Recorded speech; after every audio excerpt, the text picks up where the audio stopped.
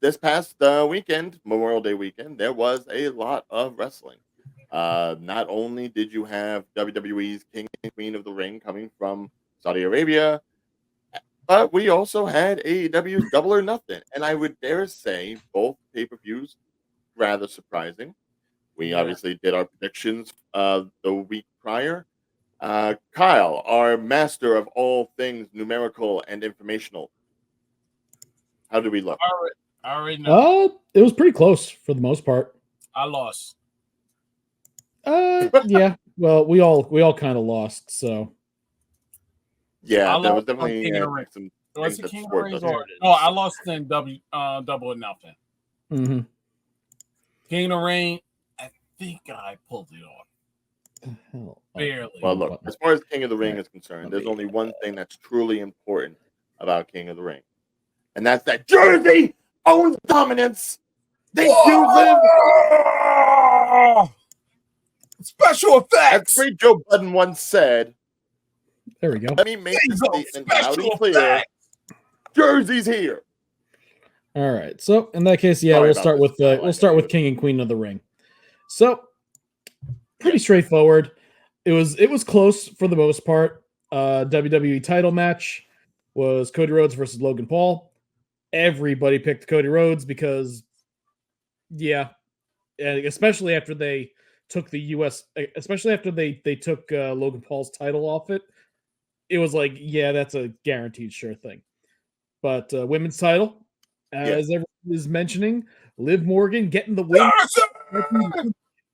I was the only person out of the four of us who picked Becky, and both of our fan votes went with Becky as well. So I had a feeling that if I was going to lose on one of them, it would be this one, and I did. So speaking of common themes, everyone had the same picks for Queen and King of the Ring, except we were all wrong on Queen of the Ring. Yeah. Got the win. They really went with Nia. King of the Ring. Wow. Everyone picked Gunther. And lo and behold, Gunther got the win. Yep. Which makes it very interesting when you look at what happened Monday night, because with Monday night, now you have Gunther, you got Damian Priest, you still got Drew McIntyre getting into the thick of it because of Clash at the Castle coming up. Braun Strowman's making his. There's a lot of big, tall dudes really claiming that belt now. I can't remember the last time you've seen like so many guys of like the same stature really going for the title. At this point, slapping meat. Yes, I hesitated to say that, but basically that's what it's coming down to. It's what big man is going to be. You want me to do it again? Big meaning man slapping meat. Right there. But as we move on, we had the Intercontinental title being fought over in a triple threat match between Sami Zayn, Chad Gable, and Bronson Reed. Most of us picked Sami Zayn. Dayveonne was the only one who picked Chad Gable. Don't put me on blast. Out of the fan vote, Tyler got it correct. Jeff did not with Gable. But Sami Zayn came through with the overall victory in the end. No one picked Bronson Reed, and rightfully so. You all knew that he was the one who was going to take the pin. Yeah. And finally, we had a clean sweep again. Jade and Bianca versus Indy Hartwell and Candice LeRae. Or LeRae. The simple fact that Nia Jax pretty much took both ladies out. I don't think they're going to go ahead and make them lose the belts, or even just like lose via disqualification, even. Mm-hmm. Right. Exactly. In that circumstance. So, but is what it is. So, but yeah, Jade and Bianca, everyone picked that one. And our overall winner for this one would be Ryan and Caden. Both of you guys got 5 of 6 correct, with only Lyra being the incorrect response, because you both picked the exact same card. Right, which, looking at how things transpired on Raw, the fact that Becky Lynch may not have a contract at the end of this month going forward with WWE, maybe taking some time off, well deserved. To be fair, we've already talked about the fact that the only reason we think Becky even got the belt in the first place off of Rhea Ripley was kind of to help with the transition because obviously Rhea got injured. Yeah. So it's pretty much like John Moxley when he was brought back in to hold on to the AEW championship after things file out during a certain pay-per-view. So I am not mad at the decision. Hopefully, if this is the case, Becky and Seth can go ahead, have some nice time away from the Fed. They've done plenty in the last few months, especially leading up to WrestleMania. So who knows? Maybe we'll see them again as soon as SummerSlam comes around. But in the meantime, give them a vacation. And let live reign supreme while her revenge tour keeps on fucking. Well, moving on to AEW's Double or Nothing 2024. This one was a bit bloodier. Yeah. In terms of our picks. Out of 11, there's 11 matches. What's up? I said I'm not just talking Edge and him in cage matches. Oh god, that spot just made me cringe. But yeah, so let me just hide that. But yeah, so out of 11 matches, we had Deonna Purrazzo versus Thunder Rosa. Only 2 people got correct picks on that one, with Ryan and Jeff both getting Deonna as the victor. Jersey, which kind of surprised me that they went with that route instead of Thunder Rosa. Yeah, because I don't know, it's like after losing in the title match, then they have her lose again to Deonna. I don't know. I think that was a poor choice. Same here. I mean, to be fair, it's possible that maybe Thunder Rosa isn't still 100% good after coming back, for as long as she was out for. Why have her in these high stakes matches? Like, I don't know. Yeah, but I mean, if you're gonna work with anybody, work with the fresher talent. And Deonna is technically the fresher talent in comparison. Yeah, exactly. Plus, as I have said, Jersey. Jersey dominance is coming, people. I pray to you that you get on the trolley so this way you're not left behind. Okay. All right, and up next we had Orange Cassidy versus Trent Beretta. With OC taking the win. Only Dayveonne, Caden, and Jeff got that one correct. That one kind of surprised me too, because it's like, are they ever going to give Orange Cassidy a break? I mean, considering the man pretty much no-sells half the stuff that he's into, it's not like he's necessarily getting as damaged as other people are. I guess. I don't know. I think this would Orange Cassidy, man. I know. Don't get me. I love the guy. It's just I don't. Juice don't stop. I don't feel this is. Hey, Dave, take a breath. Take a breath. The juice don't stop. I don't feel this advances. Okay, no. We have to be very We've already got one juice gone. Let him stay that way. No. This is the new juice, baby. Juice don't stop. I don't think this advances any storyline well at all. The juice. It doesn't help Trent, that's sure. No, it really doesn't. It's like in a no title, no nothing match like this. This would have been a good spot to keep him legitimized with a win. And nope, OC wins again. No. It's like I said, don't get me wrong. I love the guy. I love his gimmick. It's just, guy hasn't lost a match in a long time. Juice like straight up lost the match. The juice don't stop. I don't know. Dayveonne, if you keep saying that, I swear to God, I'm going to squeeze your head. I'm going to keep saying it. The juice don't. Next match. Kyle, next match, please. Next match. We got the IWGP title of John Moxley versus Konosuke Takeshita. Or Takeshita, however you pronounce it. And Moxley retains. Again, only ones who got that correct would be Dayveonne and Caden.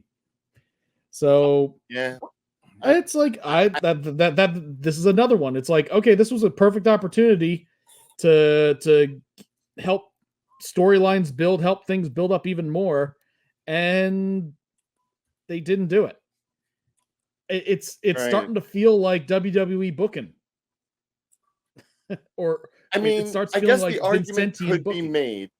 Yeah, the argument could be made that since it is New Japan's title, that maybe they don't want it to change hands in a foreign brand, especially when it's not even technically a New Japan guy, well, legitimate New Japan guy that's competing for it.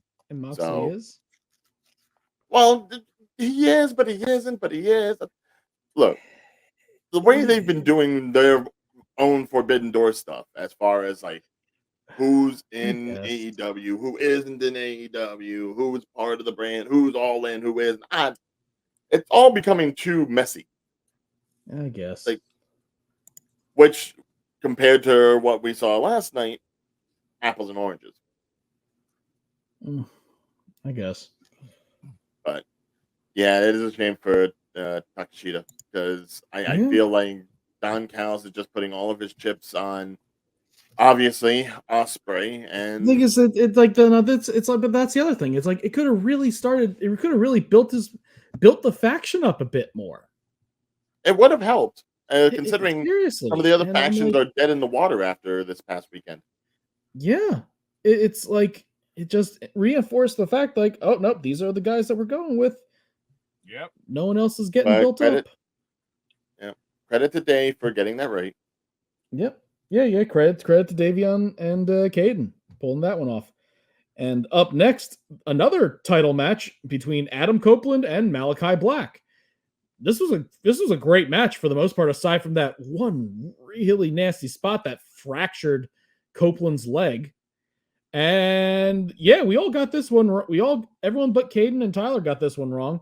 Adam Copeland gets the win, even though he's probably going to have to relinquish the title after the injury. I mean, here's the thing: Copeland won the battle. House of Black won the war. Yeah, but and it just kind of reinforces the fact it's like, is Black going to be out of AEW? Because they just keep having him lose in the matches that matter.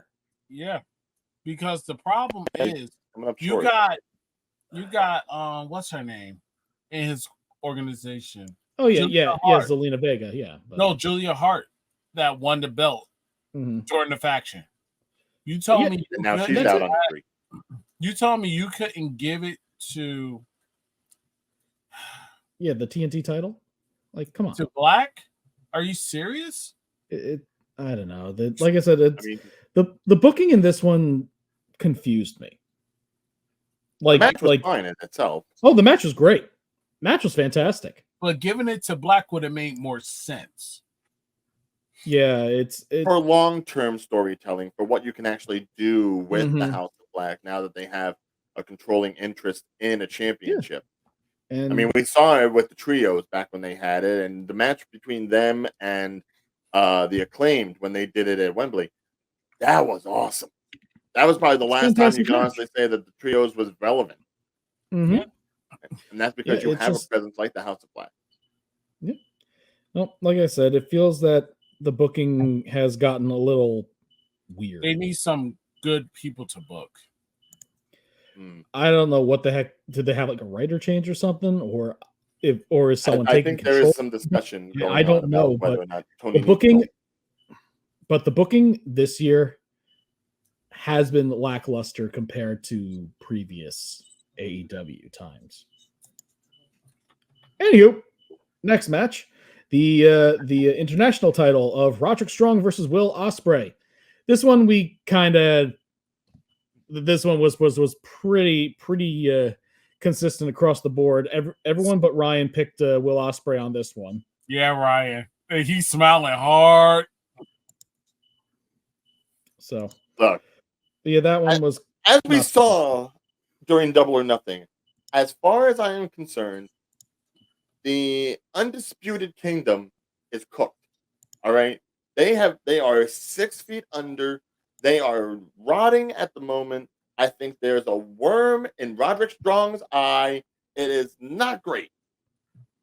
And I feel bad for Wardlow, if anything, because, Dayveonne and I, we met Wardlow. Nice guy, huge guy. Wouldn't want to, piss him off. But I feel like he's probably the one that's suffering the most in this situation. Every time he gets set with a faction or some group where he's supposed to be like the heavy, the strong guy, none of them work out. Like, when is it going to be Wardlow's day? Yes. Wardlow should get a shot and become champion. Well, I mean, he's had opportunities before. It's just they never make him credible enough. They make him intimidating looking, sure, but they never make Wardlow credible enough compared to who he's going up against. And then now you have like the entire Undisputed Kingdom. Not only did Ospreay pretty much punk out 4/5 of that group, but Adam Cole later in the night got punked out himself. Like, yeah, I don't know what you do with them anymore. Yeah, they kind of they hit Undisputed Kingdom hard. Yeah, the show. Oh, not only that, during the pay-per-view, there are two people that made an appearance. There was, but we'll get to one of them. We'll get to that later. Let's move on to the next match. We got so up next we got Bullet Club Gold versus Death Triangle. This one was one of the consistent answers across the board. Yeah. Bang Bang Gang takes the win. No surprise there.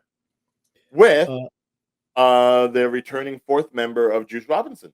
Mm-hmm. So now Bullet Club Gold is complete. Yes, it is. No more cardboard cutouts. No, we forget one more person that's in spirit. The original Bang Bang Gang. Before John Witherspoon. He the one that started it all.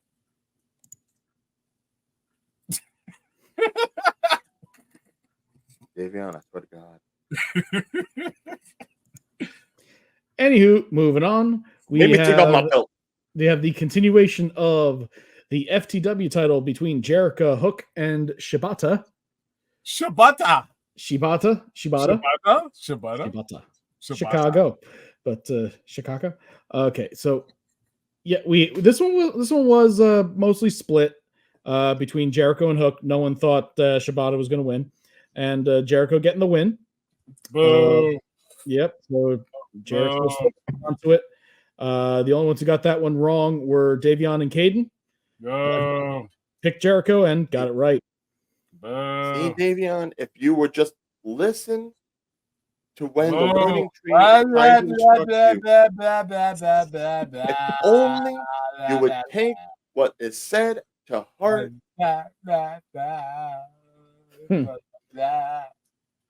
And up next, Kyle. What? You ready, Kyle? Sure, go for it. Okay. So the next match was the women's title. Toni Storm versus Serena Deeb. Again, there was only one person who got that one wrong. Dayveonne? I'll take the L. What do you got against Toni Storm, man? What do you got against Hollywood? If she was going to lose the title, she wasn't going to lose the title to her. At this point. No. I mean, I believe that if anyone is physically capable, someone like Deeb certainly would be. But until Mariah May goes ahead and screws her over, that whole love of Toni is just it's timeless. It literally is timeless. The clock is not ticking. Timeless. She must lose at all costs. Well, after that, we have the Anarchy in the Arena match between the Elite versus FTR, Darby Allin, and Bryan Danielson. I got. Can I say something? Sure, something. Sure. Bullshit. Well, I will say this: the match was fire. Match was great. It was great. Unfortunately, the Elite pulled off the win, and only Caden, Jeff, and Tyler got it correct. It would have been me had you guys not convinced me otherwise. Well, that's your own fault. Don't put on us. Don't be following us. I still call bullshit. Oh no, I agree too. But yeah, you're telling me that flamethrower moment, on Jack Perry. On Jack Perry. Who, of course, is the more son so than Glass, of I guess. Hollywood legend Luke Perry, who I'm sure has probably done stunts like that in the past, so it's not unheard of for someone like Jack to go ahead and take it on. Bullshit. That's bullshit. You're just upset that you don't have a flamethrower like he did. Bullshit. Oh, that was some good behind apple strawberry hard cider. Yeah. Bullshit. Well, anyway, up next we had the TBS title, and everyone got that one right except Jeff. So everyone picked Mercedes Moné, while Jeff picked Willow Nightingale, and Mercedes Moné, as mostly expected, ended up taking the win. Yeah. Yep. With, no surprise there. Unfortunately, a Chris Stadlander heel turn. Though it didn't affect the match. That's what the surprising thing was to me. Yeah. He didn't do anything during the match to necessarily screw over Willow. It was just kind of like you lost, you son of a, and then just like did her in. Yeah. Yeah, that was unsurprising. And another one that was pretty unsurprising.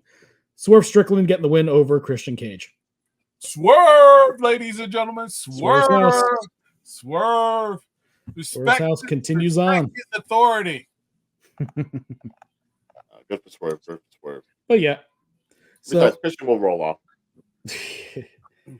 But yeah, overall for the AEW predictions, Caden, Jeff, and Tyler all got 8 picks correct, with Caden and Jeff picking 8 out of 11 for the overall victory. So, yeah, if he was not sick right to now, and we Jeff, would be you win for this one. Yeah. Oh, congratulations, guys. Congratulations, guys. Now we go to the king and queen of the ring. The ring. We already did. Dayveonne, we did that already. Oh, we did? Yeah, we did that first. Remember, Liv? We did that first, R-Truth. My bad. My bad. I said the thing. Oh, that was brilliant. As brilliant as MJF's return. Yes. On Sunday. Yes. That was. Even though I don't like the guy, if I ever meet him again. That was a good return. Complete with Triple H's denim jacket. Dude, I saw that and I was like, oh my God, I felt like I was at WWE New York again, because that's where I was at the time when he finally came back and went out face to face against Angle. Mm-hmm. I could taste the brownie sundae that I was having at that moment. Good stuff. Brownie Sunday. Brownie Sunday. Hey, WWE on a Sunday. It's all right. It was a brownie Sunday. It was a brownie Sunday on a Sunday. Dude, don't get it confused. Solomon I miss Grundy, WWE brownie New York on a Sunday. Dude, nice. Good stuff. But yeah, so now MJF is back. Don't know if that's going to be necessarily anything in regards to Adam Cole. Lord knows the kingdom needs something. So if they'd want to do a little rivalry before MJF gets back to the belt and rekindles the whole him versus Swerve thing that was happening in late 2023, I'm all for it. I would like to see MJF maybe run through a few other people before that, but considering how Tony likes to book big and book quickly, I won't be surprised if in the next couple of months he's already up for the title. And there's still Hangman Adam Page to come back too, so it becomes a question who's going to be next on the chopping block for Swerve until MJF is ready. Indeed. So, but we're good. But it's something to look forward to. Exactly. Now they all let me down. I always fought just to wear the crown. I'm off at these fucking clowns who were all taught they deserve an ounce. It's only worth it if you work for it. It's only worth it if you work for it. I won't stop till they hear me now. I won't stop till I wear the crown.